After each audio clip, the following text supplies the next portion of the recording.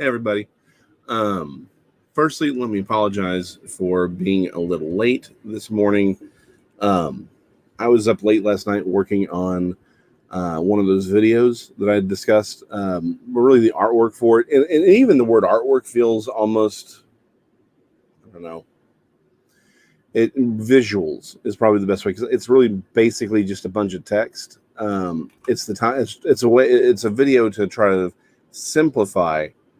Um, Oh, has YouTube not been sending notifications? Not surprised. I just saw Mr. D Knuckles' comments. You know what? I'm not surprised. Let's face it, guys. We are where we are, and we are when we are. Right? That's what we've been discussing. We know YouTube. We know Facebook. These things aren't gonna, they do what they do. But that's also sort of a good thing because it's recorded. So if you miss it, it's recorded. No loss, right? I mean, you miss the ability to communicate with me and with everyone in the chat, but that's all. That's all you miss. No big deal. But yes, it's always 11 today, 11:05 on Sundays, Central Standard Time, and of course Thursdays at 7:30. I think it's 7:30. Is it 7:30? Hold on, I have that written down. That's the kind of week I've had. Yeah, 7:30. We're good. Yeah, on Thursdays. Again, Central Standard Time. So yeah, I was working on the visuals, and the reason I don't want to say artwork is because there's not a lot of artwork. I mean, the most I did was draw a bunch of lines. Oh, is it buffering? Yeah, I'm sorry, Susan. Unfortunately, everyone in the dog is using their internet right now. I had a problem with another show I was doing yesterday with the guy, and his connection was terrible. Anyway, but yeah, like I said, so I do want to. I'm trying to do these shorter videos that I'll post. It'll be more visual heavy, right? So you can actually see the text side by side, highlighted. So the first one's going to be sort of a visual explanation of the timeline of the Book of Revelation. I know we've already discussed that, and you're like, well, isn't that sort of going backwards? It is, but I've had a lot of conversations with people, and I've realized what I need to do is create something that's more objective. So when people have questions, it's like, here you go. This is what I got, right? It's like, this is my argument. You can agree with it, disagree with it, but this way you get it, right? It's visual. You can see the comparisons. You can see why I've come to those conclusions, and hopefully we can just all get along. So I want to start doing a lot more of those. Again, they do take time because, I mean, when you see the visuals for this video, you'd be like, that should have taken you like 5 minutes. Not really. It does take a little bit longer because you have to format it, but then you also do have to kind of research. You kind of want to. What I'm doing is I'm also re-walking through arguments, so I want to make sure I'm pulling up the best argument for it, right? By the way, if anyone else is having if it's I think it may be Susan, but if anyone else is having some really having some issues with buffering, let me know. Otherwise, this may be something you want to let play out, and then we'll reload it. I have no problem doing things twice. I really don't. So yeah, I was up late working on that last night and just did not have a lot of time this morning. I apparently just turned off my alarm and didn't even realize it. So I sort of woke up and I was like, okay, good. It's 9:30. I'll hit snooze. And then I did not hit snooze. Yeah. So sorry. That's why I'm a little late this morning. Also, unfortunately, Nathan Hoffman had another thing this week, so he couldn't be here, which is fine. Because his observations about the Apocrypha and the Septuagint are important, but not necessary for us to move forward in this conversation of biblical origins. So when he's available, we'll talk to him. No problem. But I do want to continue our conversation with biblical origins, and this will be probably the last one per se on Sundays, because I don't want to spend too much time. Like Thursdays, that's the Bible study time. I want that to be long form. We're going to dig into the text, whole 9 yards, right? But for Sundays, I kind of want it to be. I don't want to get locked into a study for too long, because there are things that happen, right? Like what happened on Thursday of this week with the treaty, right? Stuff like that's going to come up, and also observations I have are going to pop up. Themes. I kind of want Sundays to be more of a topical sermon. I mean, sermon. I hate using the word sermon because it makes me sound like a pastor, and I'm not. I kind of like the conversations to be more organic, right, than structured. I kind of want them to be more about what kind of questions do we have? What are we dealing with in our own lives? That kind of thing. So this will probably be the last for biblical origins. But like I said, if y'all have questions or topics that you'd like me to talk about, hit me up, right? You know what, Susan? I have to do that too. She had to get off her Wi-Fi and use data. I do that all the time. Like sometimes I'll be doing things on my phone, and it's on my Wi-Fi, and it'll just keep loading, and then it'll stop, and it'll load, and it'll stop, and I'm like, data. That's why you get the unlimited plans. But like I said, if you've got questions or anything, or topics that you think, hey, this would be awesome, just hit me up. The Not Another Bible Study Facebook page. If you got Facebook, go there. I'm trying to post a lot of videos that I'll watch, or links to books that I'm reading there, because it's one of those things where I want y'all to. This again, we're trying to build a community. We want to dig into things. I think everyone who's here is here because you want to have a bigger, deeper, better conversation. And so that means seeing, what we're all seeing. Because there's some topics I think will inform what I'm saying. And it's like, if you see that, right, then you're like, okay, cool, I get what he's talking about. So like there was one that I posted about Genesis, and when we're done on Thursdays dealing with Revelation, we're just going to hop back into Genesis. So it was an appropriate time. And he deals with like chapter 1 in a more from a more theological perspective, using the language of the Ugaritic texts that and cultures that were surrounding them at the time. Now, some would say, but Jason, don't you believe that there was actual science? We just talked about this a couple months, like 2 months ago. And I'd say, yeah, I do think there's some real science in Genesis 1. I do think it's more hidden, I think, but I also understand that it's couched within certain cultural terms. It's couched within a certain framework. And we have to understand that framework first, because I think he made a really interesting point that I had never thought of. About it basically, and again, you have to get through the entire thing to really get to the climax of this point, which is that Genesis 1 is a temple text. It's not about the creation of humanity per se, because that's really that's chapter 2 and 3 is the creation of humanity and the fall of man. His whole point is that chapter 1 is actually a temple text. I thought about that, and I was like, and when he makes his argument, like, that's a really interesting argument. So if you don't get a chance to listen to it, we'll talk about it when we get to that point. But it's, I said, the Facebook page is a great place to sort of, if I have a quick thought or whatever, I'll post it there. Or if I find a link that I think is really interesting, I'll post it there. A book, I'll post it there.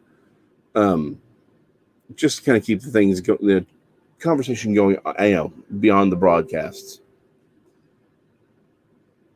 So all that to say, we've got these videos coming out. So like I said, they'll be like 5 to 10 or 15 minutes long. Something that's easier to share, that'll make arguments more clear. I'm also going to share things to the Facebook page that will allow, just to kind of build up and so we can keep having these conversations. And if you have any questions or there's something you all want to talk about, let me know. That's what Sundays are for, right? And if it's a big enough issue, we may talk about it on Thursdays. I mean, I've interrupted the Revelation study plenty of times. So, well, that's where we're at. One last question before we get started. So there's another channel, the Mac Files. I think it's just the MC Files. I like to listen to them from time to time. I don't know.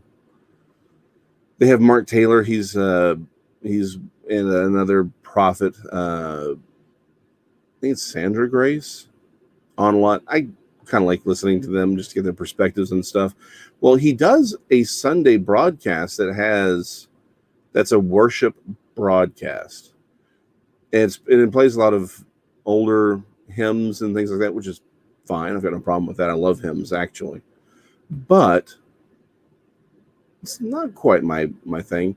I don't know how I could even do that yet, but if y'all think I should add worship music to this broadcast on Sundays, let me know.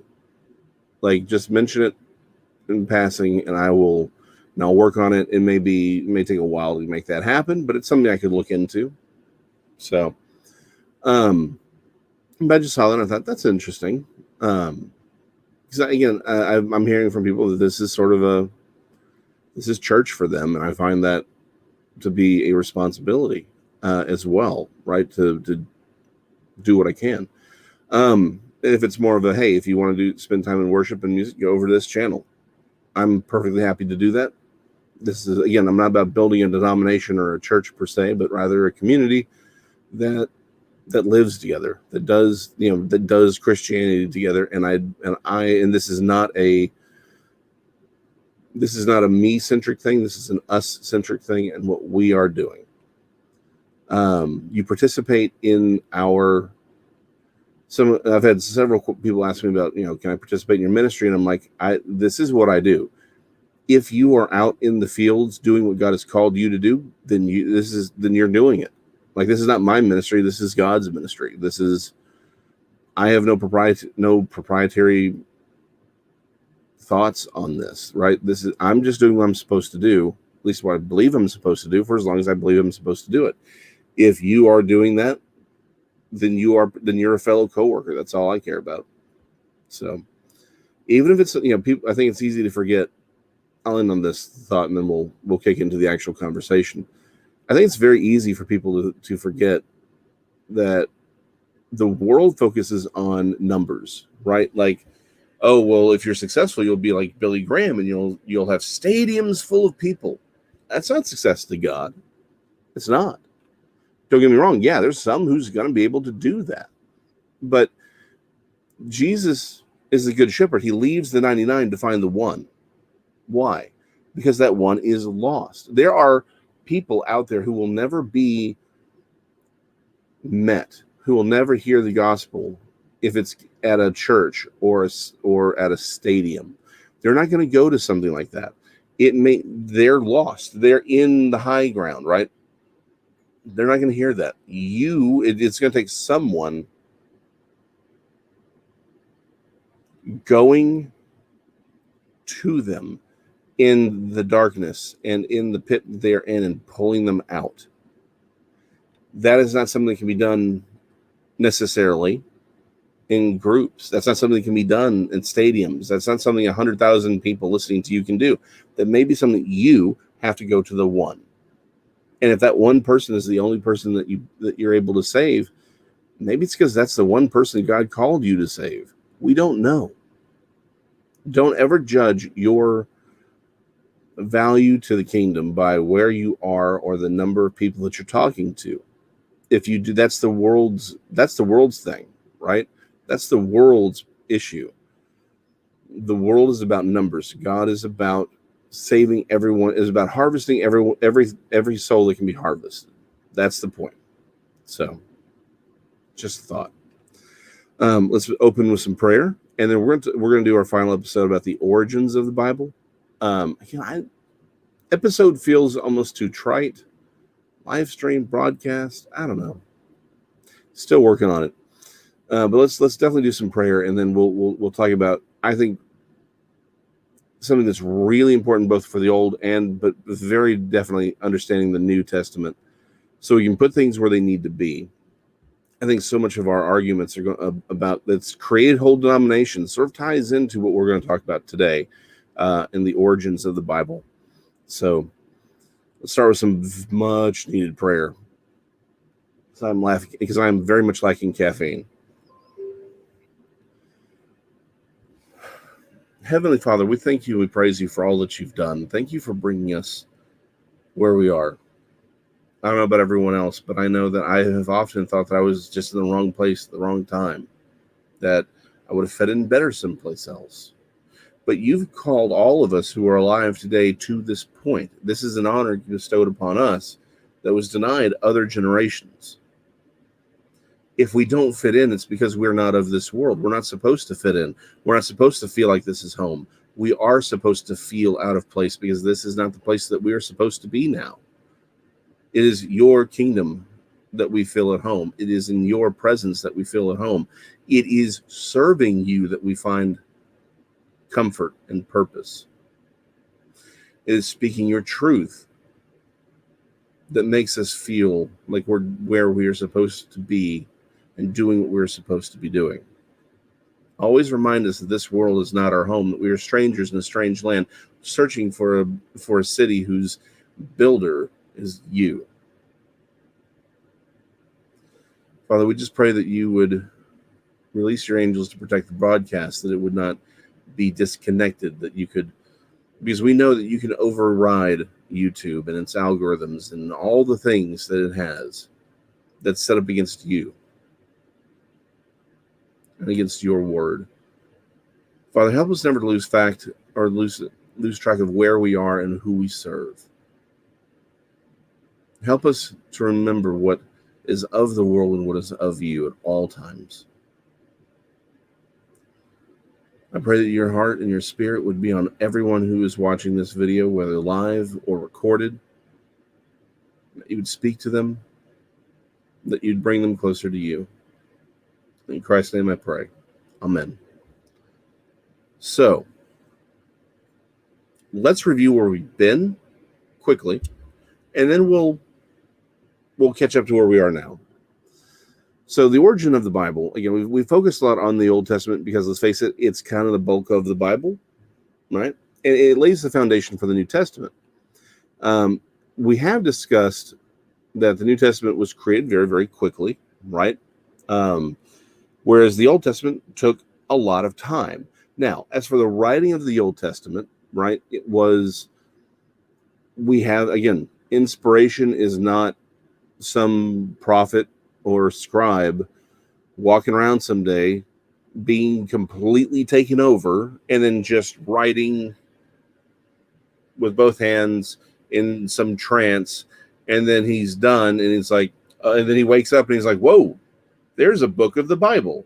That's not how that works. It was prophets. Now, does that mean that God did not show them visions? I believe he absolutely did. I do think that is something that's missed. Just a quick aside, because let's face it, it's not me if there aren't many trails, right? Sorry, it's ADHD.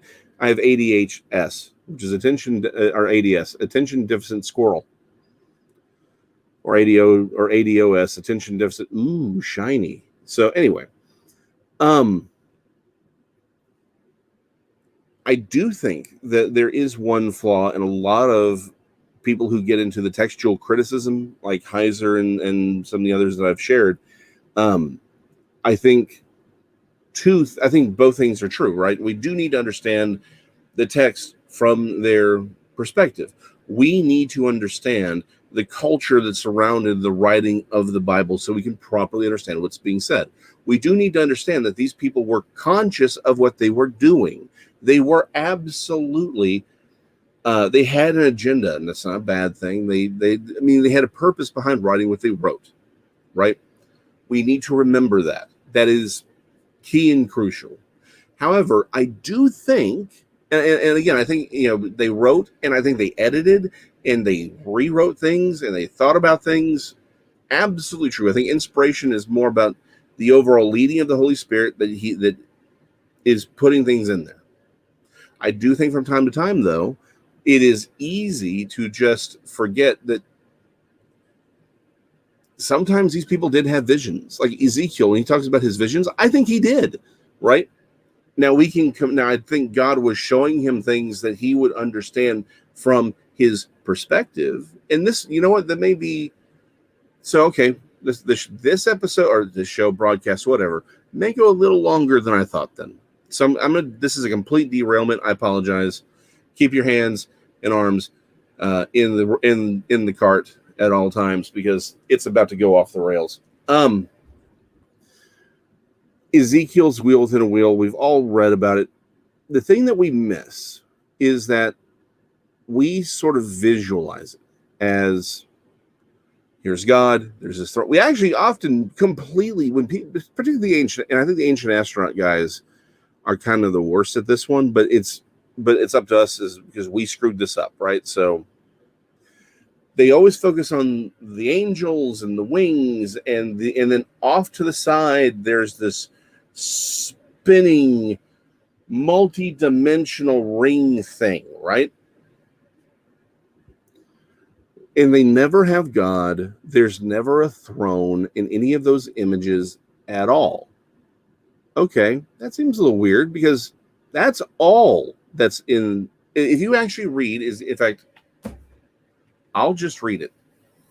It's important. Just while I pull this up, Malachi.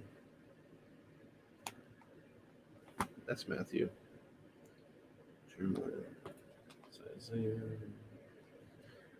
No, there's a reason I have tabs in my Bible. I mean, there really is. I can't remember orders of things or anything like that. There we are, Ezekiel. Okay. So Ezekiel. This is the infamous wheel within a wheel passage. And we tend to focus on that, right? This weird imagery of a wheel within a wheel and the cherubim. You know what we often miss in all of our drawings of it, all of our renderings of it? I'm going to hop, skip, and jump through this just so we don't spend 20 minutes on this. Okay, now it came to pass, and this is just Ezekiel chapter 1, in the 30th year, in the 4th month, on the 5th day, and I was among the captives by the river Chebar, that the heavens were open, and I saw visions of God. Let's jump on down to verse 4. Then I looked, and behold, a whirlwind was coming out of the north, a great cloud with raging fire engulfing itself, and brightness was all around it, and radiating out of its midst like the color of amber, out of the midst of the fire. Also, from within it came the likeness of 4 living creatures. Yes, these are the 4 living creatures that we see later on in Revelation that we've talked about. They look a little different here, but it's all kosher. Each one had four faces, and each one had 4 wings. Their legs were straight, and the soles of their feet were like the soles of calves' feet. They sparkled like the color of burnished bronze. The hands of a man were under their wings on their 4 sides, and each of the 4 had faces and wings. Their wings touched one another. The creatures did not turn when they went, but each one went straight forward. As for the likeness of their faces, each had the face of a man. Each of the 4 had the face of a lion on the right side. Each had the face of an ox on the left side, and each of the 4 had the face of an eagle. Thus were their faces. Thus were their faces. Their wings stretched upward. 2 wings of each one touched one another, and 2 covered their bodies. And each one went straight forward, and they went wherever the Spirit wanted them to go, and they did not turn when they went. Okay. We're just going to jump ahead because it talks about how the creatures appear like burning coals of fire. They're going back and forth. And the living creatures ran back and forth in appearance like a flash of lightning. Now, as I looked at the living creatures, behold, a wheel was on the earth beside each living creature with its 4 wings. The appearance of the wheels and their workings was like the color of beryl, and all 4 had the same likeness. The appearance of their working was, as it were, a wheel in the middle of a wheel. Okay. When they moved, they went toward any of the 4 directions, and they did not turn aside when they went.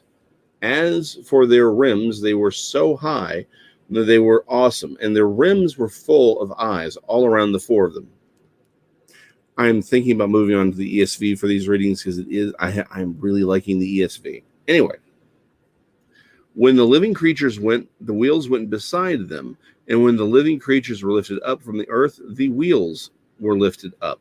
Wherever the Spirit wanted to go, they went, because the Spirit went, and the wheels were lifted together with them.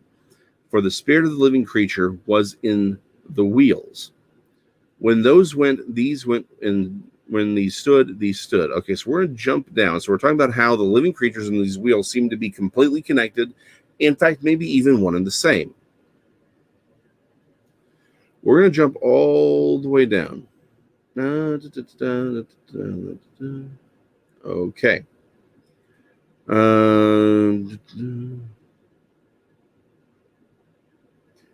25. A voice came from above the firmament that was over their heads whenever they stood, and they let down their wings. And above the firmament, over their heads, was the likeness of a throne in appearance, like a sapphire stone. On the likeness of the throne was a likeness of the appearance of a man high above it. Also, from the appearance of his waist and upward, I saw, as it were, the color of amber, with the appearance of fire all around within it. And from the appearance of his waist downward, I saw, as it were, the appearance of fire, with brightness all around, like the appearance of a rainbow in a cloud on a rainy day. So was the appearance of the brightness all around it. This was the appearance of the likeness of the glory of the Lord. Okay. So, here's what's often missed. We never depict the throne, ever. It's always, the emphasis is on the 4 living creatures, right? And then we have this weird idea that these are like these concentric spinning. No, they're not concentric spinning rings. This is a wheel. It is a very specific type of wheel. It's a chariot wheel. It is a chariot wheel known to Bronze Age Egyptians. You can go and look at Egyptian art and in Mesopotamian art. You can find a wheel within a wheel. Essentially, you had your inner ring that your axle would stick through, and you had spokes. There was a ring that was there for support. Because think about it, this is all stuff made out of wood, right? Made by hand. It's fragile. So it's a support ring, and then you had the outer wheel itself. That's what's being described. What we miss is that oftentimes the throne of the Mesopotamian god and of the gods of the time, the El, the highest god, who, again, I believe that at Sinai, that's why they made an Apis bull, because El was worshipped with a bull. His throne was also a chariot. His throne, he literally looked like a throne. Like you can find depictions of it. It's a throne, and there are 4 wheels on it, and it has a ring within a ring. So is this a sort of a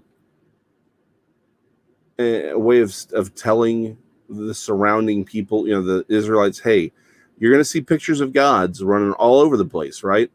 In Babylon, all these other places, but they're not the real God. This is the real God. This is actually, we know him. We know his name. It is Yahweh, Jehovah, whichever one you want to roll with. I think maybe both are accurate. That's what's being said. But I think it's also something that shows up in a vision. God showed him that. As an aside, I do think it's not a coincidence, and I am absolutely, again, I'm still working on what the actual relationship between the stars and angels are, because there does seem to be there's a lot of relation there. Is it just that they are being Is it just that they're a stand-in because it's sort of a visual representation of them? I think that's sort of a personification. Entirely possible. But the point here is the four faces. Those are the four cardinal points of the Babylonian, and therefore also the Hebraic, because the Hebrews share the Babylonian star charts. We have the sidereal constellations, right? The sidereal constellations are the constellations that the sun goes through. Those are the 12 signs of the zodiac. Ours are slightly different from what they had in how we interpret them. They are, however, the same thing, right? It's all the same constellations. So it's, the fact that those are there are important, because what we forget is, again, all these things had a Canaanite or Mediterranean and Middle Eastern origin. The cherubs, the four cherubs this is a simple Google search you can do. The word cherub or cherub is an old word. It was a word shared by a lot of the languages in the area, and they basically they were called the pillars of the sky, or the pillars of heaven. That's why they're on the four corners. They are literally holding up God's throne. Where's God's throne? It's above the firmament. We've already talked about the firmament.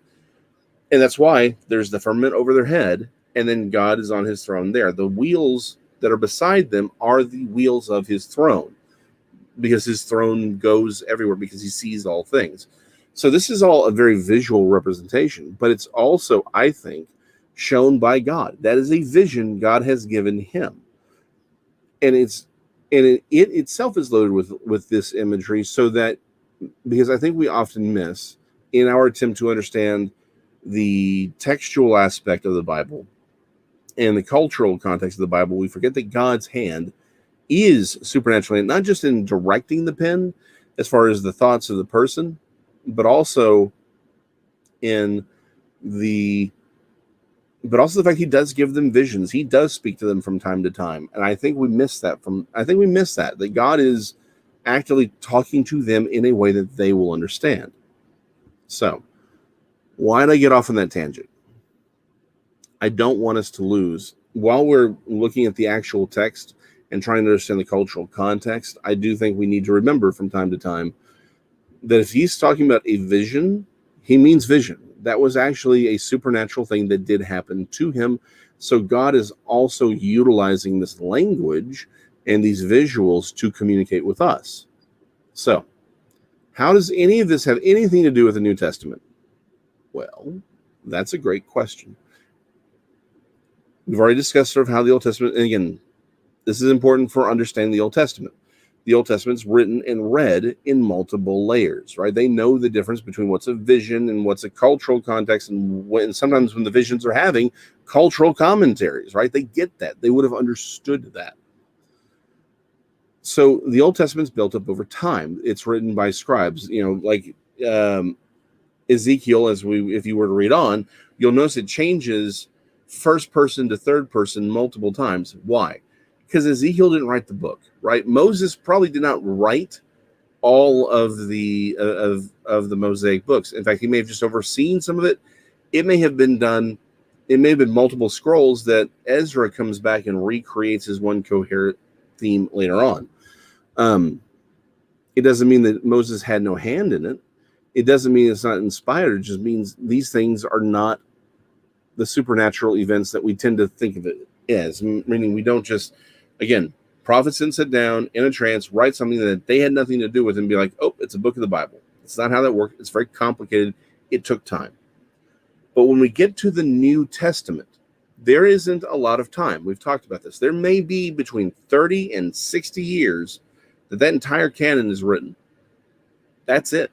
Like, the latest book is the book of Revelation, and depending on how you date it, it's either written in the 60s or the 90s AD. Again, 68, like 63, 65 AD, or 93 to 98 AD. That's it. Like, that's the latest book. So the Bible was either written over a 30-year period, or the New Testament was written over a 30 or a 60-year period, and that's it. And the reasons for that is basically Christianity kind of had it kind of had to form real fast. It didn't get a chance to really, it didn't have thousands of years of culture to build its, our writings. It was, hey, we got to get this stuff out now. And so before we get into the origins of or the influences of the writings of the New Testament authors, let's discuss one thing as this gets, I've talked about it a little bit on one of the earlier shows, but I want to talk about it today. We put far too in our attempt to protest the Catholic Church. I think those of us in a Protestant bent, those of who come out of the Protestant tradition, we have overly, I think we've thrown the baby out with the bathwater as far as the workings and the histories of the Catholic Church. I think we've overestimated the influence of the Catholic Church because of kind of how we got our form of Christianity, right? Perfectly understandable, but we need to recognize that. And so it's sort of a charge. It's like, well, when the Roman Catholic Church created the Bible, no, they didn't. The Roman Catholic Church wouldn't exist for a while. And Constantine, there is no evidence that Constantine was sophisticated enough from a religious standpoint to have done half the things people think that he did. I've heard, like, didn't King James and Constantine both decree the Bible to be written? No. And some people even use the word decree, and I'm like, I don't think that word means what you think it means. But that's a different conversation. The Catholic Church did have a hand in the creation and transmission of the Bible. Absolutely. We can't argue that it didn't. But we can also point out that there was a time very early on where there was only one Christian church. It wasn't even the Catholic Church. Like, the Catholic Church that we would know it wouldn't exist for hundreds of years. So there was only one church. Now, and again, it had already sort of grown and developed under Roman persecution. We can go back and look at the writings of the 1st and 2nd century and 3rd century fathers, right? We have their writings. We can see what they were talking about. We can see the arguments that they had. They discussed everything about the Bible. They did. They discussed everything. That's why when people talk about, okay, again, another rabbit hole, I apologize. When people talk about this Dan Brown, Jesus married Mary the Magdalene and had kids and all, here's the problem. I mean, the number, like, you can throw everything away and say, okay, if that was the case, why is it absolutely no church father ever discusses it? We have texts from church fathers from Rome, Asia, the Middle East, North Africa. We've got them. We have hundreds of texts, literally hundreds of texts from going back to the 2nd century, and they are discussing everything, all of it. The divinity of Christ. Is the Trinity a thing or not? Every conversation that we're having today, they had back then. And I'd like to point out, a lot of those guys were either the disciples of the apostles who worked and lived with Jesus, or they were the disciples of the apostles who lived and worked with Jesus. So they were discussing everything, and they had some pretty reliable information on this. And again, as we're about to discuss, they also had the text of Matthew. If Jesus had been married, if he'd had kids, I guarantee they would have talked about that. They would have asked, well, are these kids divine? I mean, sure, maybe their mother isn't, but aren't the kids? Aren't they at least half divine? Like, is there something going on here? Like, they would have had that conversation. And the fact that nothing like that ever exists in the text shows that it didn't happen, right? People say, well, didn't the Roman Church control it? No, they didn't. Again, the Catholic Church would not exist for hundreds of years. We have writings from centuries before the Catholic Church ever came about. And a lot of these writings and a lot of the formation of the New Testament happened under Roman persecution. Rome was trying to destroy the church for hundreds of years before it was accepted. Please understand that. Nero's favorite pastime was taking Christians, tying them to pikes, and lighting them on fire as street lamps. Street lamps. The Roman influence on the church for the first, 300 to 600 years was as the oppressor, was as an opponent to the church. So yeah, no, the Romans did not just create Christianity. They did not. No, we have the text. Just stop even bothering with that. It would be as profoundly absurd as saying that the United States did not exist 200 years ago. It's like, nope, the United States came into existence in 1955. If someone told you that, you'd look at them and be like, you're insane, literally insane. And they would be. It's no. Anyway. So we have the writings of these early church fathers. And so again, the church, the actual doctrines, or not doctrines, but the actual books that would be considered scripture written within a 30 to 60 year period. And again, let's talk about those early church fathers that we're talking about. We're having all those conversations, not one of them about Jesus having a wife and kid. They also cite all the books of the New Testament to the point where we could recreate them. Somewhere between, depending on who you talk to, 75 to 90%. Like the vast majority of the New Testament could be recreated from the citations of the early church fathers themselves. By the 2nd century, your New Testament canon existed. They knew what it was. When the Bible was actually sort of codified, right? And yes, that did happen under Constantine. But all that was happening there was Constantine was like, hey, I'm going to give you all a public space to talk, right? That's all that happened. And we've got the notes. Like, we know who was there. We know what they said. We know what the arguments were. We know what books were omitted and why they omitted them. And it wasn't that like things were banned from the Bible. It's that they're like, well, this isn't real. Imagine someone saying that the Weekly World News was banned. It was banned from the historical section. Or the Lord of the Rings was banned from the historical section. And of course, Weekly World News is not going to be banned. Is not going to be included in the historical section. Neither is Lord of the Rings or C.S. Lewis's Narnia. Why? Because they're not real. They knew those things, right? They're like, Book of Thomas. This thing didn't exist for like 200 years. This is not written by Thomas. It wasn't written by anyone who knew Thomas. This is just a bunch of Gnostic crap, and they got rid of it. They knew these things, right? And I've talked about that in the past. Like, really the only books that were of any real controversy as far as that are omitted is stuff like the Book of the Laodiceans, the writings of Clement, who himself says they're not scripture, the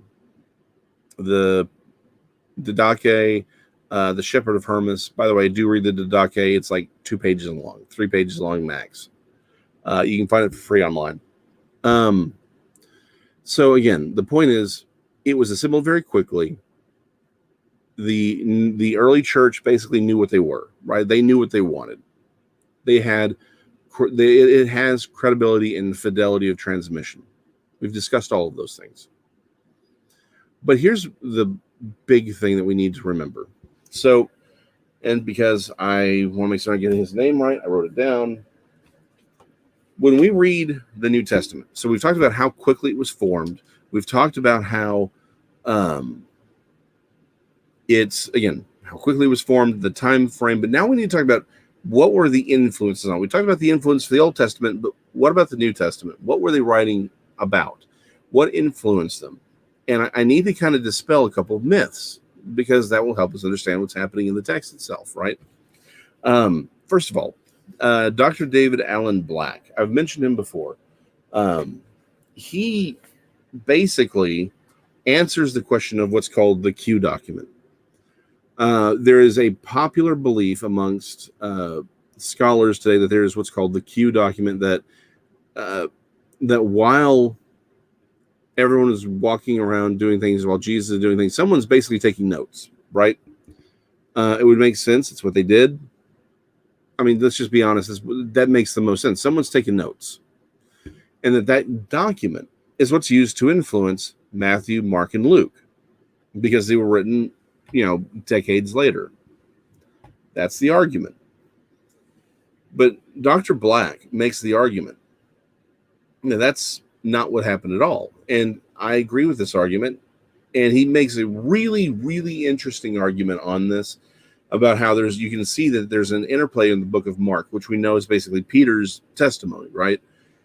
That if you put Matthew and Mark beside each other, outside of the fact that it does look like Mark, and he makes it, again, I don't even understand how you could see this.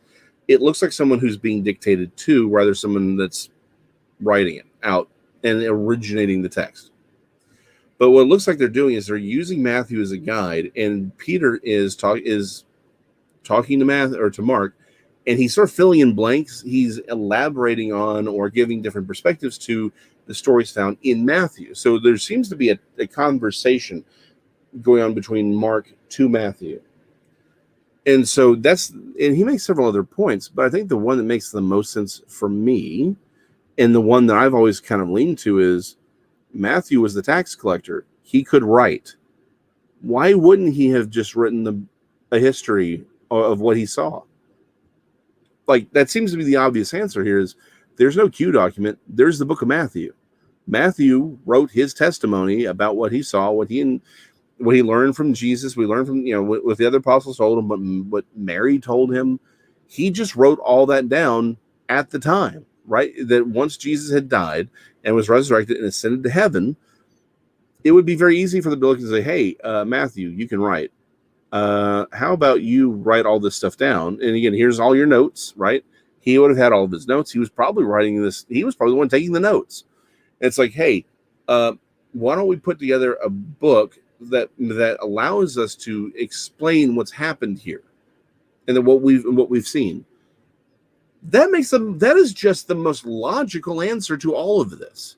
Matthew is the first book of the Bible, or the first book of the New Testament that was written, and it was written as just Matthew writing. It's like, well, let me explain what happened. Let me tell everyone what happened here.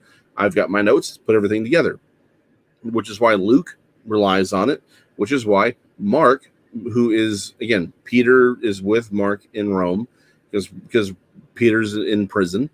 Mark is being dictated to, and he's got the book of Matthew with him.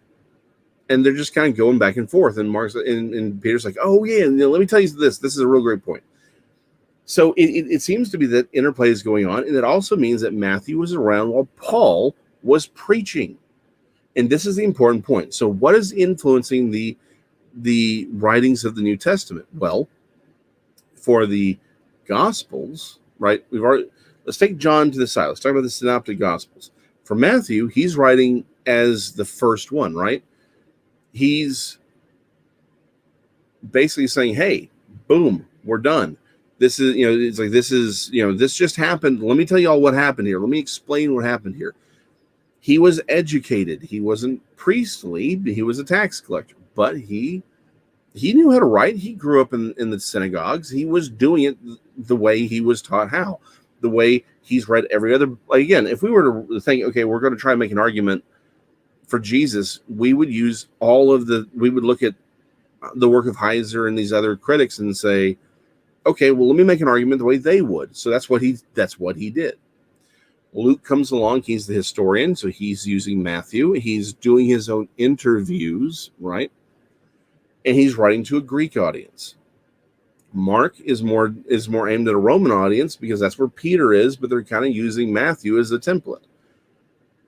And then we have all three of those out there. And then John later, after having an experience, I do believe that the experience of what we see in the book of Revelation happens before he writes his testimony. His testimony is counter or is in response to those three. He's like, okay, there's stuff y'all missed, and I want to make certain people don't miss these things. That's why his gospel is so different. He's responding to them, but I think, and people will argue with me over that, and I don't care.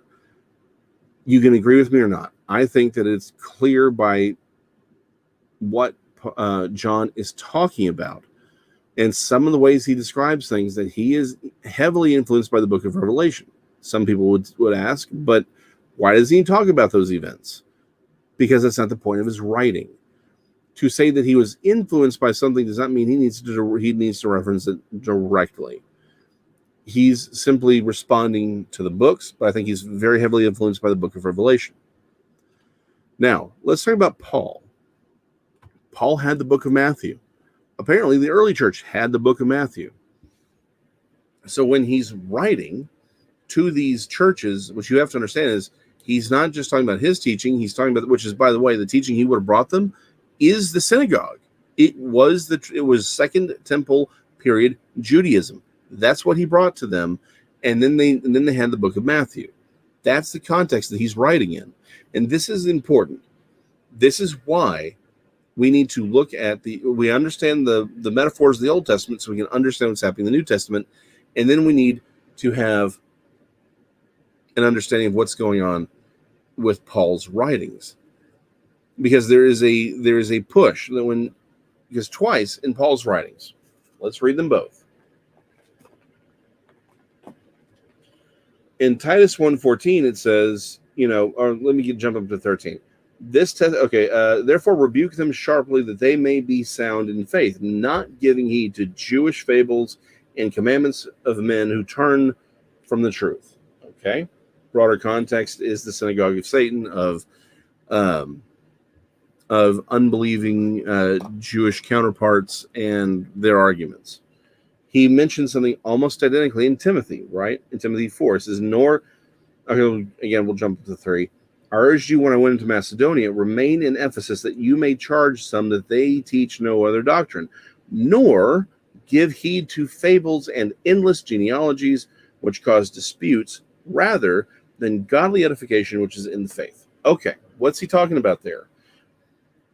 A lot of conservative evangelicals will say that that's a reference to the book of Enoch, because it's a Jewish fable, and these genealogies of the angels that taught humanity all these things. I would disagree with that.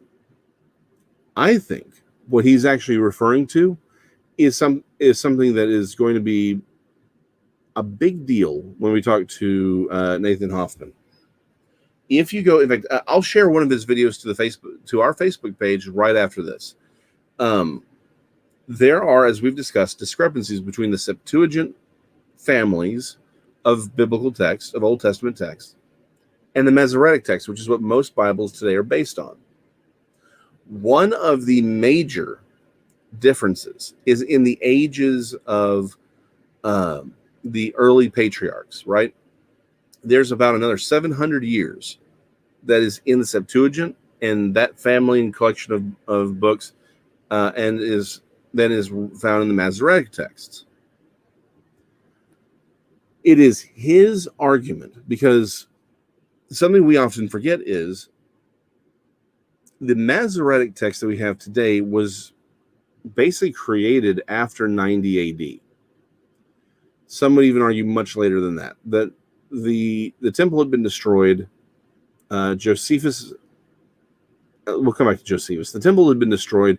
The Jews were scattered everywhere. They wanted to codify their Bible. They wanted to codify what it meant to be a Jewish person. That's why we have the Masoretic text emerge basically at that time with the Talmud. And the argument is that the Masoretic text, those ages have been shortened by 100, each one by 100 years and one by 75 years of those patriarchs. And the reason they did that was in response to Christianity. And there are arguments amongst first century scholars saying, hey, y'all change this, because they're arguing with Jewish rabbis. And we have the writings, and they're saying, hey, Y'all changed this. We've had this for 100, 200 years, and y'all are changing stuff. This doesn't match up anymore. Why? So the question comes down to, why would there be an almost 700-year difference between the Septuagint family of genealogies of the early patriarchs, meaning post-flood patriarchs, and the Masoretic text? Well, by the way, it's not just the difference between the Septuagint and the Masoretic, but also Josephus. Josephus sides with what we find in the Septuagint. So why change it? I think this is the key element of this verse. If you plug in those numbers, the extra 700 years that's missing from Masoretic text, Shem is dead for 500 years before Abraham shows up. That's important. If you remove those times and we use just the Masoretic text, Shem is still alive while Abraham is walking around. Why is that important? There is an argument made to this day by Jewish scholars that Shem is Melchizedek. Now, the argument made in the New Testament is that Melchizedek is a type. Some say it's a full-on theophany. I think it's more just like he's a type and shadow of Jesus. Meaning, because it makes the argument. We don't know when he died. We don't know who his parents were. He came from nowhere. He went, and then he just sort of disappears. He never dies. I don't think that they meant that literally. They meant from a textual perspective, right? They're sort of saying there is, Melchizedek was a priest king over Jerusalem. We don't know when he was born. We don't know when he died, and so he's a type and shadow of Jesus, just the same way that all of the Old Testament sacrifices and feast days were types and shadows of what Jesus would do. That was also a type and shadow. But if Melchizedek is Shem, then we know who his parents were. We know when he died, don't we? You literally invalidate that argument. What Paul, in the argument that's happening here, that Nathan Hoffman makes, and I think I would agree, is that after the emergence of the book of Matthew, after the arguments, because the arguments were floating around for a long time, that the Jewish scribes basically just said, hey, let's just go ahead and knock off these years, and that way we can get rid of this. Now, it would be like, well, why would they manipulate their text? There's plenty. They may not have thought of it as necessarily manipulating the text. They may have seen it as correcting an earlier error. Again, we see how is it that notes make it into the text? Because they were fixing it. They thought it's where it belonged. They thought they were fixing things. It would not have been unusual for them to have had other writings that influenced them. They absolutely could have said, well, hold on, we have this other writing talking about how Shem is was talking to Abraham. We have these other myths, these other legends. Let's just make it match.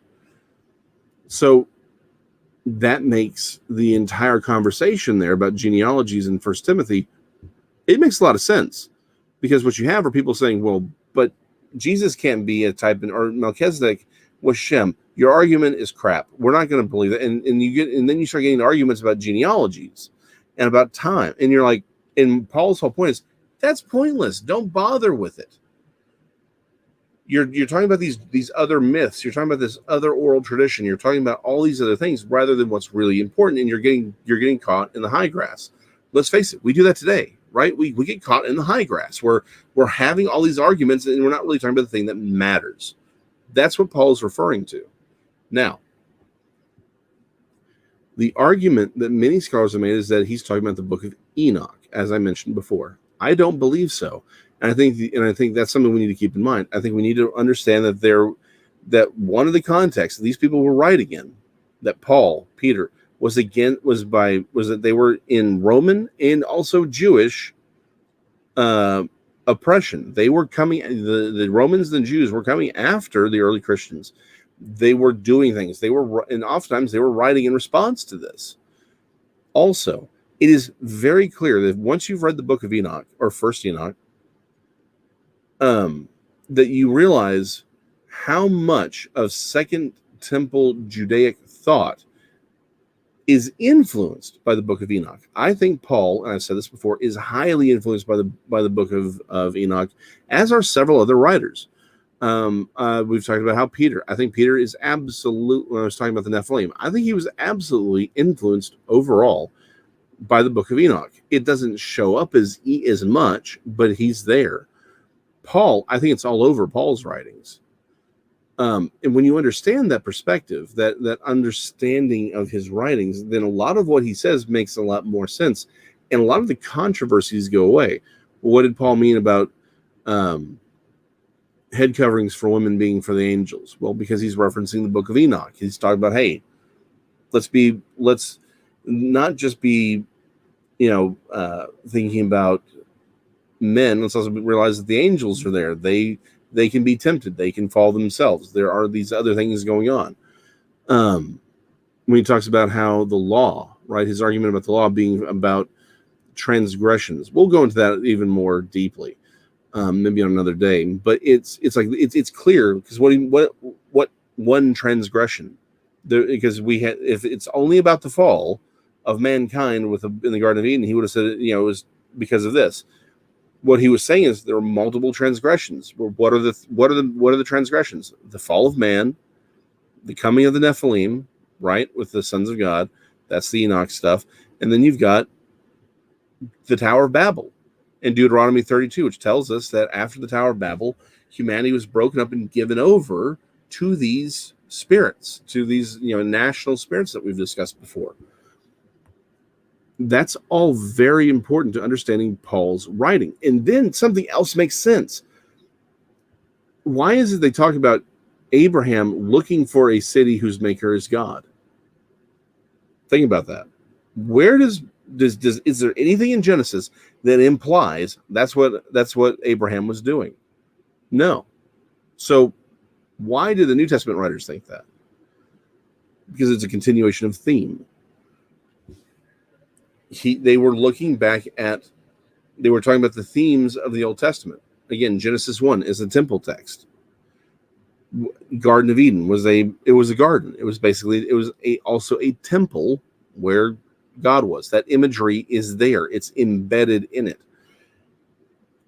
The idea of the kingdom, that Abraham is sort of is in many ways a type and shadow of Abraham, of Adam himself. We'll talk about that in a later date.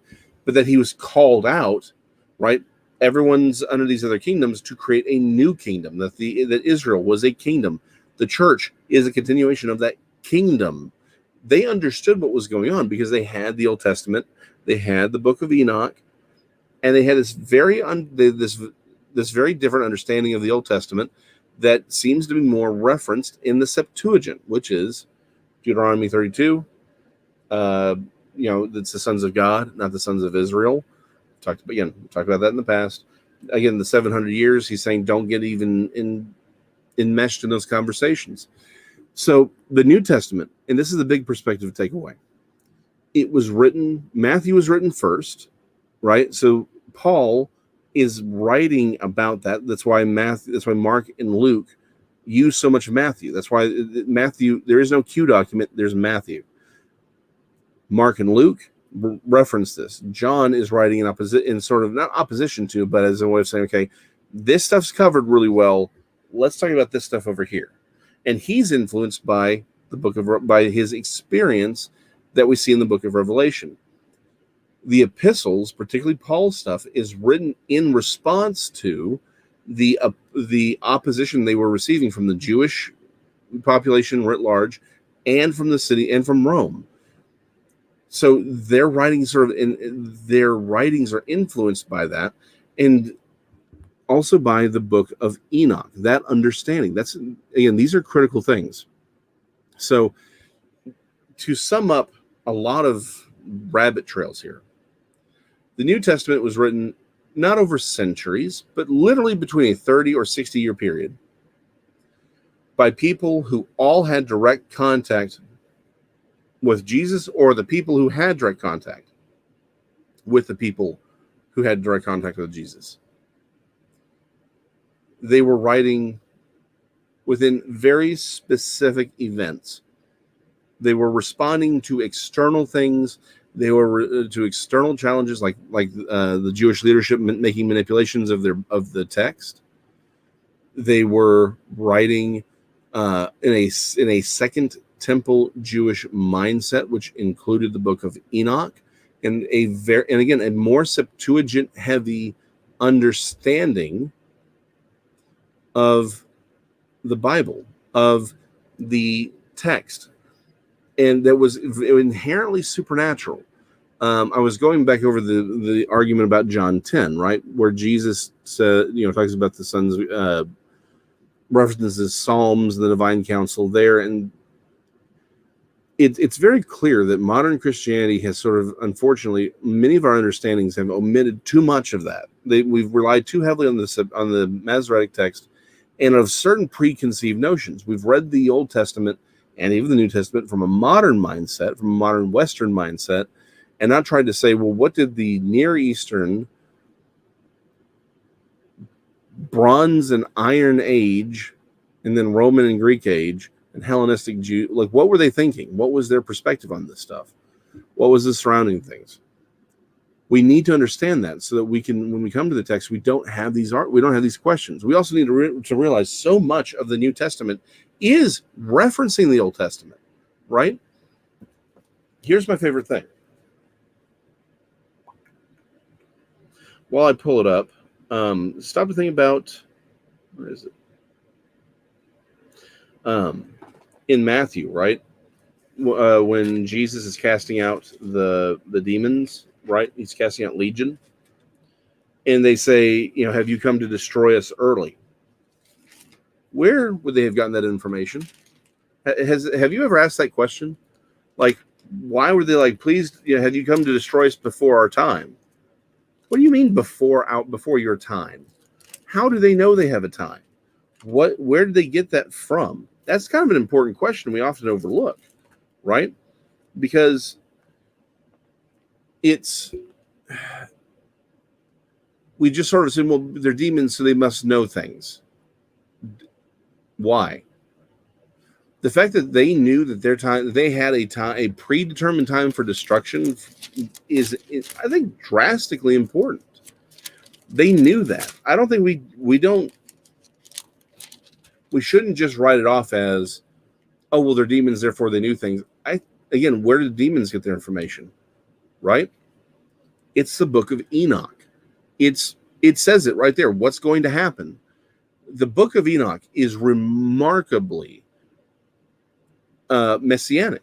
It talks about the son of, again, Jesus gets his name, the Son of God, from there.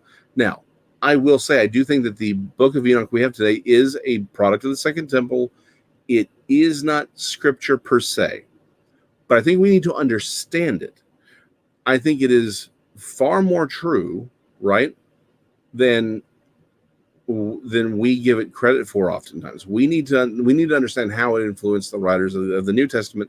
And again, why would MH 1953, Satan knows his time is short, right? That's a direct quote from the book of Revelation. Why would he know his time is short?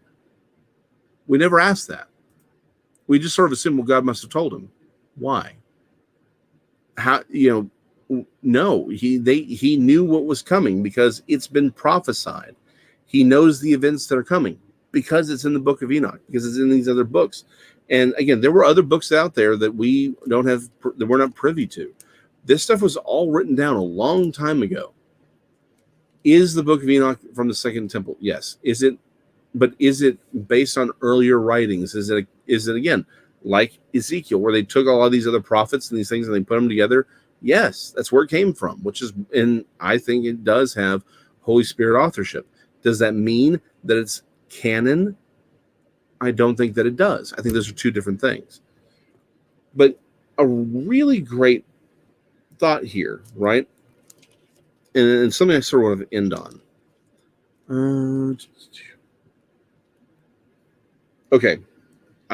Something that we have that we miss, right, in the New Testament. This is what I'm talking about, trying to understand the New Testament from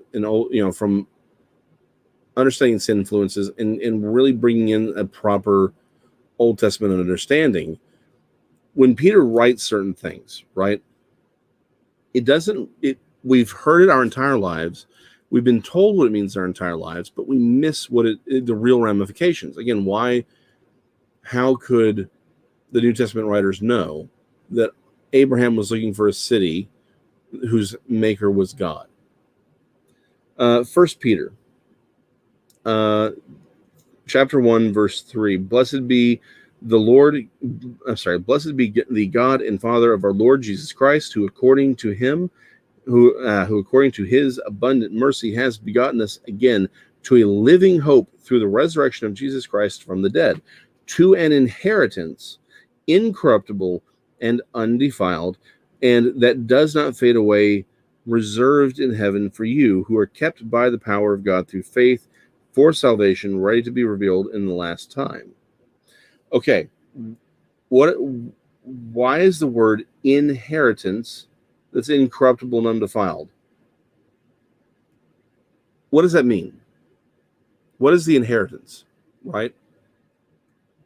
What does that mean? Well, let's jump up a little bit here. Let's go back to chapter 1. Well, actually, before we do that, let's jump over to chapter 2 and verse 4. Coming to him as a living stone, rejected indeed by men, but chosen by God and precious. You also, as living stones, are built up a spiritual house, a holy priesthood, to offer up spiritual sacrifices acceptable to God through Jesus Christ. Therefore, is also contained in the Scripture. Behold, I lay in Zion a chief cornerstone, elect, precious, and he who believes on him will by no means be put to shame. Right? Therefore, to you who believe, he is precious, but to those who are disobedient, the stone which the builders rejected has become the chief cornerstone, and a stone of stumbling, a rock of offense. They stumble, being disobedient to the word, to which they were also appointed. But you are a chosen generation, a royal priesthood, a holy nation, his own special people, that you may proclaim the praises of him who called you out of darkness into his marvelous light, who were not a people, but are now the people of God, who had not obtained mercy, but now have obtained mercy. Okay. We've lived our entire lives with these texts. Why is the New Testament authors, why is there this ever-present concept of inheritance, of a city, of building a stone, of a holy nation?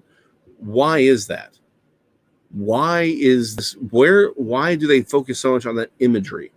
Again, why is Abraham looking for a city? What's the metaphor there? What does they mean? And then we're going to point to one more thing.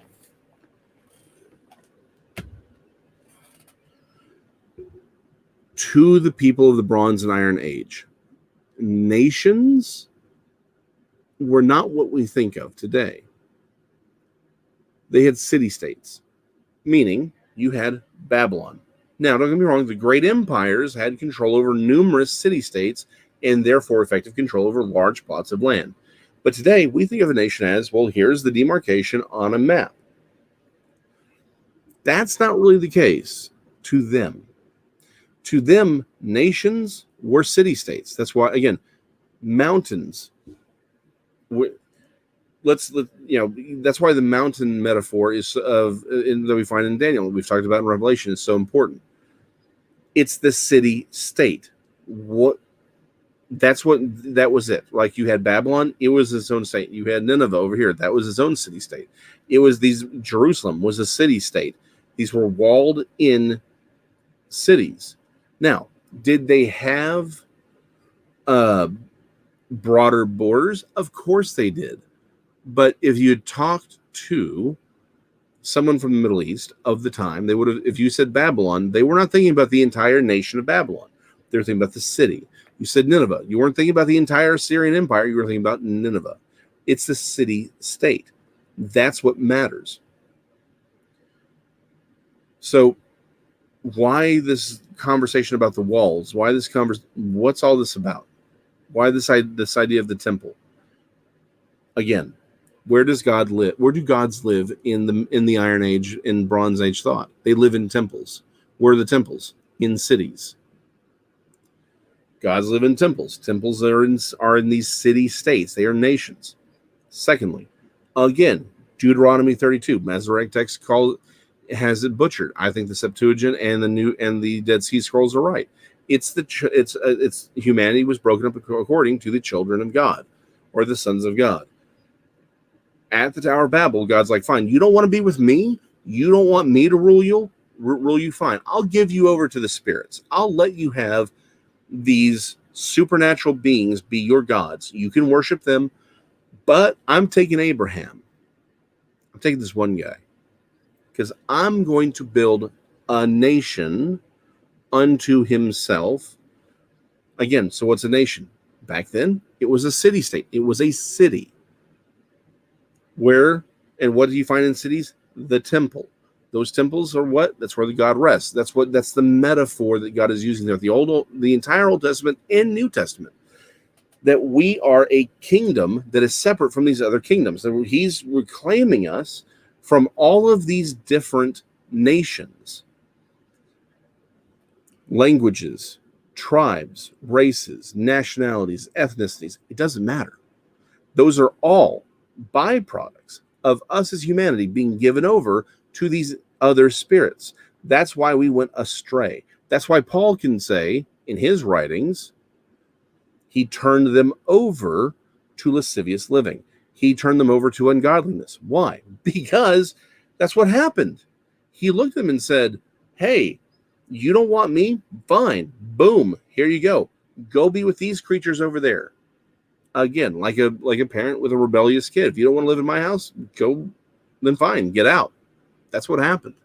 But he's like, I'm going to reclaim Abraham. And through Abraham, I'm going to reclaim all these other nations. That's why the number 70 shows up. The belief is that there were 70 nations that were created at the Tower of Babel.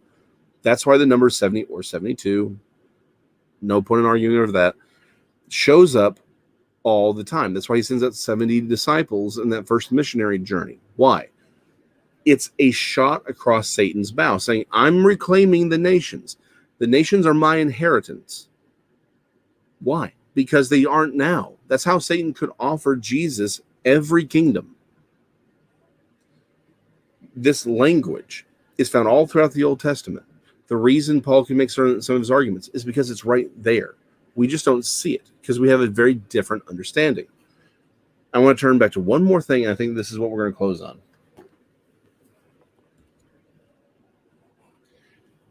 Going back to 1 Peter chapter 1, Peter, an apostle of Jesus Christ, to the pilgrims of the dispersion in Pontus, Galatia, Cappadocia, Asia, in Bithynia, elect according to the foreknowledge of God the Father in sanctification of the Spirit, for obedience and sprinkling of the blood of Jesus Christ. Grace to you and peace be multiplied. Okay. Why does Peter say the sprinkling of blood? Think about it. What meaning would that have had to them? What reference is he making? Some people have said, well, the mercy seat. Yeah, we could make that argument. We all, we're aware of this, of the old temple sacrifices, of the sprinkling of blood, of the Passover lamb and all that on the mercy seat, by which the ancient Israelites attained forgiveness of sins. I think that plays into it. But as I just pointed out, all throughout the rest of the chapters, 1 and 2, is this language about a city, a nation. I think what's really happening here is that Peter's referencing the event at Sinai. What happens at Sinai? Well, if you only watch the Ten Commandments, you missed all this. But if you actually read the text, what happens is the law is actually given to Moses. He writes it on a scroll. He proclaims it to the nation of Israel. They all accept it. That's the contract. So to show that they accept it, they set up 12 altars. They kill 12 bulls. They pour the blood of those bulls into basins, and they mix it with water. Then take that blood and water mixture, blood and water, all right, and they sprinkle it on the document and on the people. They were saying that they accept the laws of God. They were saying that they accept becoming the nation of God. That's what was happening at Sinai. It's after that point that Moses goes up to receive the laws of stone. Essentially, as in a modern parlance, right? It was what's called a dual closing, right? Where you've got again, something I've done multiple times, where you have two parties closing in two different locations. They sign one set of documents, the other group signs another set of documents. Sometimes the same notary can even do both closings, and then you marry the two documents together. That's what's happening. Moses is being a notary, right? He's like, boom, here's the paperwork signed by the Hebrew people, and God's like, boom, here's my side of the contract, make it happen. That's what's happening at Sinai. That's what Peter's referring to. He is equating the early Christian church to the generation that accepted God as the political leader of their nation, of their city-state. That is why the national language and the city language and the temple language shows up all throughout 1 Peter. He is writing from that mindset. He's looked to the Old Testament. He's seen the events. He knows the theory. He knows the concept of these other creatures over these other nations. He's taken that and said, we're just fulfilling that idea. This is because why did God create Abraham or bring Abraham out of, well, actually he didn't create Abraham because it was Abram initially. Why did he create Abraham? Why did he bring him out of Ur? Because the world was lost. He claims one person for himself. His children, his descendants become the nation of Israel. They accept his godship. Blood is sprinkled on them. They do their thing. They create a nation. They create a city-state. They create a temple. Now, what's the entire purpose of it, though? It's expressly said all throughout the Old Testament. It is to reclaim the nations. It is to bring all of the humanity, all of these nations, all these different cultures and languages and races and ethnicities, and take them all and take them out of the bondage of the spirits that they're under now, of the nations that they're under now, and it to immigrate them to the new nation. That's exactly what is happening. Think about the United States. The United States is here. It was a nation. It was not a nation. People create a nation. People from another nation create a new nation, and now you can immigrate to it. The same metaphor. It's the same thing. As Christians, we've immigrated from the world that we were in, from the nations that we were in, into the nation of God. This is his kingdom, his city-state. We are also the temples itself, because the Holy Spirit lives in us. The Shekinah glory of God lives within us. It's the Holy Spirit. It's all the same thing. That's why we're called blocks. We're blocks of what? A temple, a holy spiritual temple, because we're part of a spiritual nation now that will eventually become a physical nation. This is the context that the New Testament writers are writing in. That is their viewpoint. That is the world in which they lived and their understandings. And we do need to keep this stuff in mind so that their writings make more sense. So we understand, hey, the stuff that's going on in the world around us, that's because of evil spirits. Yes. Is it about ideology? Of course it is. Is it about politics? Of course it is. But all of it is born out of these evil spirits that God gave humanity over to. Why do you think we've become such a sinful nation so quickly? We went from one sin, the sin of slavery, to all these other sins so quickly. Why? Because we're under an evil spirit. If you're not saved, if you're not a part of that new nation, then you're under an evil spirit. Again, the Matrix metaphor I've used all the time. If you're still plugged in, you're plugged in. You have no control over that. That's why we have to build. We're building something new. We're building a new nation. We're building God's kingdom on earth by saving and pulling as many people out as we can. By going to that lost one person. We're building a nation one stone at a time. We're building a new temple one stone at a time. We're building a new world that Jesus will inherit, and he will inherit all of the nations. He's going to have control over all of them. Why? Because he's going to take them back. He's going to reclaim them. That's what we're talking about in Revelation. He's fighting. This is ultimately a war to reclaim the entire nation. MH 1953. You've asked that. I have not looked into them enough. You know what? Let me mention that on Thursday. Unfortunately, this week got crazy. But enough of the crazy things have happened that I think I can look at it more thoroughly. So let me get back to you on that one again. Unfortunately, this week got away from me.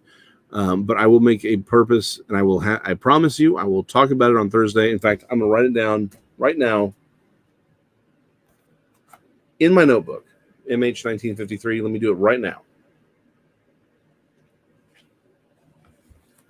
Yes, this is how I keep track of my life. I'm trying to be more organized. I really am. Thursday.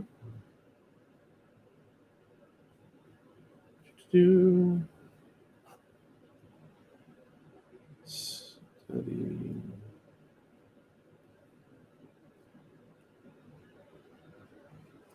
For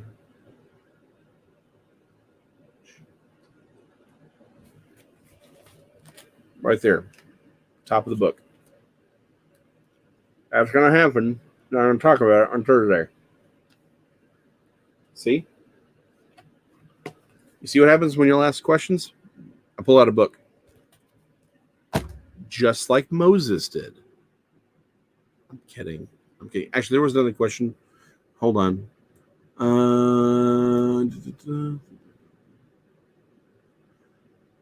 Thought on Gary Wayne's Genesis 6 conspiracy. You know what? I mean, I like it. Yeah. So let me say this. Gary Wayne, Timothy Alberino, L.A. Marzulli, all of and there's a dozen different people I could talk about who have done yeoman's work on the Nephilim, on researching this stuff. They are immeasurably important. I'm not. If I leave anyone out, it's not a malice. I'm just, we're 27 minutes over. I haven't had caffeine and my throat is parched. So again, I'm not leaving anyone out. I'm just saying that whole group of people, they have done yeoman's work.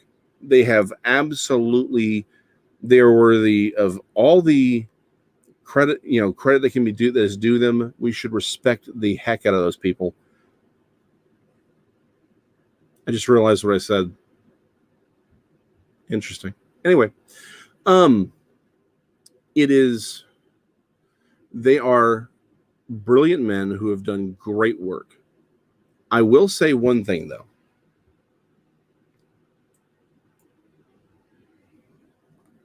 And MH 1953, there's no pressure at all. I love answering questions like that. I'm going to say this. I do think, and this is again a guy who wrote who's written numerous, pamphlets. I guess they're booklets on subjects like this, right? I include the Nephilim in my understanding of the Revelation 12 alignments, right? So I do think that the Nephilim play a huge role in end times. I think that the Antichrist and the false prophet may themselves be a form of Nephilim. I think that's why we have the UFO connection that we have today. That having been said, I do think that so basically, by and large, yes, I would agree with Wayne Foster's basic premise. I really do. I agree with all their basic premises.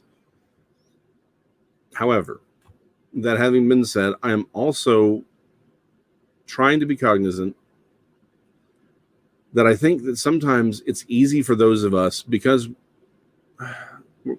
they say we're on the fringe, right? I don't think we are. I think we're much closer to the truth than people realize. But let's face it, this, fringe meaning not mainstream. I think the problem is when we step out, because there isn't a whole lot of scholarship on our side all the time, meaning to support us, it's very easy to get lost in disinformation and conspiratorial thinking. I think it's very easy for people to, like, once you kind of step off into things, you kind of lose your moorings, right? And so it's easy for people to maybe go off on tangents that I think may be distractions. So let me state for the record, all of those people and everyone in that camp are heroes to me. I'm old enough to have grown up during a time when those people were not well known, right? Like I was wrestling again. Y'all know my story. I saw a pterodactyl when I was 12. I'm a young Earth creationist. I've dealt with a lot of this stuff my entire life. I've often long believed that the UFO phenomena was the next big lie. I've always, like, these were all the thoughts I had in my head, right? And I long ago looked at the text of Genesis 6, and I said, these are giants. These are the children of angels. I can't deny that. Like, that's just what the text says. So for the longest time, I felt like I was very much alone in my theology until all of a sudden Gary Wayne and L.A. Marzulli and all these other guys start popping up, and you're like, huh, there's other people who think like me. There's other people who are wrestling with these questions. There are other people who are doing like, I'm not alone in seeing what I could see. So, it is. So let me state again, and I will say this forever, and I'll end the broadcast on this one. Those people are heroes to me. I cannot thank them enough. I think they need to be given as much respect as anyone can be. In many ways, I respect them even more than people like. Not that I'm calling anyone out. You see all these other heroes like John MacArthur and some other people, Matthew Henry, who wrote his commentaries. Like, we give them all kinds of respect and props, which we should. But I genuinely believe that those people are probably that L.A. Marzulli and these others are deserving of more, because they took a step out into a world, into subject matter that was rejected by the popular church. They ran counter to everybody to pursue the truth. So I respect them a lot more. That having been said, I will also state that I think we need to always keep in mind that we are running against opposition. And the problem is, once you step off into this fringe stuff, into this, I use fringe. I don't think it's fringe. I think it's where the fight actually is. I think once you do that, right, it becomes very easy to get for disinformation, because a lot of this is stuff we can't vet, right? Like the story about the Afghanistan giant. We can't vet that story. Not really. Everything is, well, I met a guy who claims this, and I met this other guy who seems to have said that. Okay, great. I'm not saying it didn't occur. I think it did. But my point is, there's literally no way to prove that event happened. There's nothing. There's no official story. What we have are people telling stories. We have to choose to believe them or not. My whole point is, we have a lot of stuff that's out there that, to me, feels very much like disinformation. I would recommend watching Mirageman. I think it was on Netflix for a while, but I think it's on Amazon Prime now. I think if you have Prime, you can watch it for free. It's called Mirageman. It's about how it's about the people basically coming out of the military saying, yeah, I did this. I lied to people, specifically to these UFO enthusiasts and UFO researchers, to cover up what we were actually doing. Like, that's something that we need to remember is absolutely a part of this whole thing. In the same way that the New Testament writers were writing against the oppression of the Jewish nation at the time, the opposition they were receiving from the temple at the time, and from the Roman Empire at the time, they were writing against that, or in an environment where they were being oppressed by those factions and those thoughts and those arguments. We need to understand that that these brave people are operating in a world where there's stuff that's going to be thrown at them, again, by the United States government, by the military, because remember, they're all under a different spirit. They're not under God. They're under a different spirit, right? And that is So we need to remember that sometimes I think we need to assume that they are being lied to by a lot of people. Does that mean that everything they're talking about is wrong? No, I don't. I think a lot of these things are absolutely real, but we also need to sort of be willing to say, look, this is the story that we're being given by certain people. Okay, we'll put that here, but we have no way of actually vetting to see if it's real. So we just need to remember that. So that's my only commentary on that is sometimes it's very easy to get lost in this stuff. And once you get on board, that's why I try so hard to focus on things that I can vet and say, okay, well, here's the stuff that we can prove is true, right? Let's work from that out, because I'm willing to speculate that some of this stuff is real. I just can't vet it. So I'm like, okay, I'm not going to say that it absolutely did happen if I don't know that it happened. And we do that to remind ourselves where the actual fight is, right? What does it matter? But then we also need to be willing to not change our theologies or our interpretations of things based off stuff that we can't vet.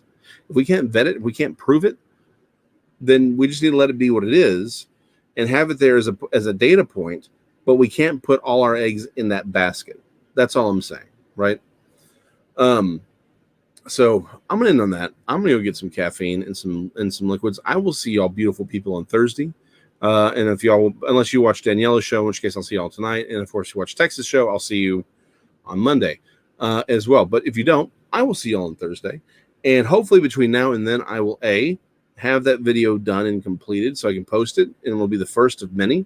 And I will also research the Hallelujah Bible so I can answer MH1953's very polite question that she has been very patient on, and I will actually get around to it this week.